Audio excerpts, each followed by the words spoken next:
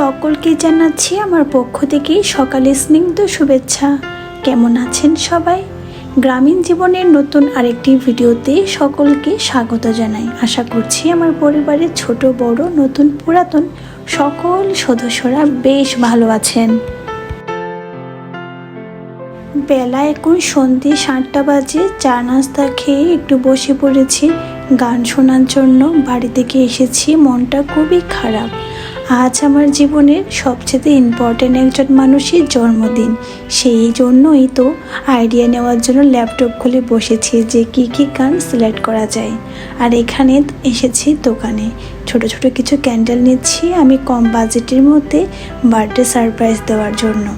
এই ক্যান্ডেলগুলোও দেখতে খুবই সুন্দর ছিল, কিন্তু আমার হাতে ক্যাশ কম থাকার কারণে এই ক্যান্ডেলগুলো কিনতে পারলাম না। বাড়ি থেকে আসার পরের দিনই আমার স্পেশাল পার্সনের বার্থডে ছিল, যার কারণে হাতে তেমন একটা বেশি ক্যাশ রাখতে পারিনি। যেখান থেকে আমি টাকা তুলি সেখানে আসলে কার্ডটা কাজ করছিল না, আর যেটা বুথ আরেকটা রয়েছে ওটা অনেকটাই দূরে ছিল, তাই আমার করার কিছুই ছিল না। কম বাজেটের মধ্যেই সব কিছু ব্যবস্থা করার চেষ্টা করছি। আর কেক কিনতে গিয়ে আমার এই ছোট্ট কিউট কেকটি অনেক পছন্দ হয়েছে।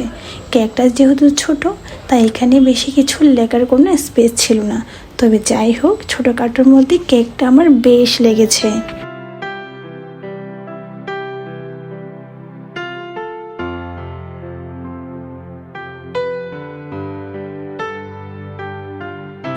ক্যান্ডেল আর কেকটা আমি সাথে করে প্যাকিং করে চলে আসছি আমার হোস্টেলে।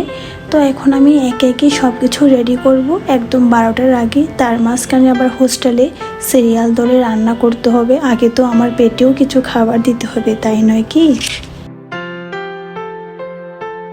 আমি তারপর এখন রাতে ডিনারটা করেছি। আর হোস্টেলে যেহেতু ফ্রিজ নেই, তবে এখন যেহেতু একটু শীতকাল, তাই কেকটা তেমন একটা বেশি ক্ষতি হয়নি। যদি গরমকাল হতো তাহলে কিন্তু কেকটা একদম গলে যেত।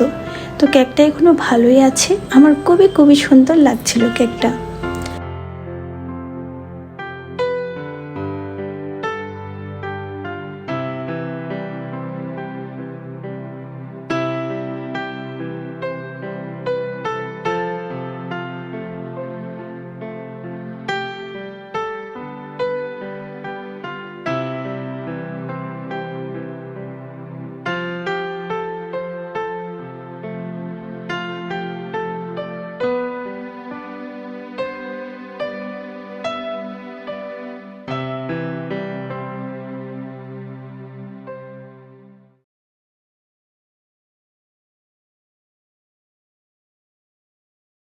আমি অনেক দিন ধরে ব্যস্ত ছিলাম। ভিডিওটি অনেক আগের, আমার বিশেষ মানুষের জন্মদিন অনেক আগে চলে গেছে, তবে এডিট করতে আমি পারিনি। কেননা আমি বিগত অনেকটা সময় ধরে মেডিটেশন সেন্টারে ছিলাম, মেডিটেশন করতে গিয়েছিলাম। ওখানে ফোন অ্যালাউ করে না, যার কারণে আমি অনেক দিন যাবৎ ওয়াইটিতে অ্যাক্টিভ থাকতে পারিনি। যারা আমার পরিবারের রেগুলার সদস্য তারা অন্তত বুঝতে পেরেছেন, কারণ আমি কোনো শর্টস লং কোনো ভিডিও আপলোড করতে পারিনি, কারো ভিডিও দেখতে পারিনি।